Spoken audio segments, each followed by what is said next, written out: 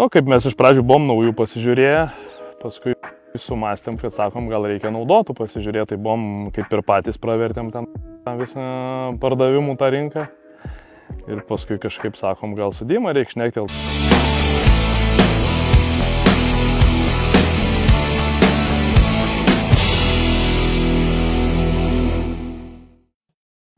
Jo, prieš tai turėjom 8 metrų, dabar ant 10 metrų perėjom, tai šiek tiek ten, žinai, ir konstrukciniai skirtumai dar yra, tai technologija dirbimo šiek tiek skiriasi, pasikeitė poreikiai, žinai, ne tik ant našumo, bet ir dirbimo technologiją šiek tiek norim pasikeisti, tai dėl to atsinaujinom padargą.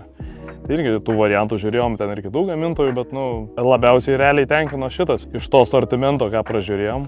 Kaip mes iš pradžių buvom naujų pasižiūrėję, paskui sumastėm, kad sakom, gal reikia naudotų pasižiūrėti, tai buvom kaip ir patys pravertėm ten tą visą pardavimų tą rinką. Ir paskui kažkaip sakom, gal su Dima reikia šnektelti, nes nuo seniau pažįstami, kaip ir jau irgi ne vieną techniką pirkę per jį. Tai sugalvojom, kad, sakom, klustelsim, tai pražiūrėjo irgi tokių atsintė variantus, tiesiai su pardavėjai sukontaktavo. Iš karto ir kainą padėrėjo dar, tai gavosi, kad taip ir sutarėm.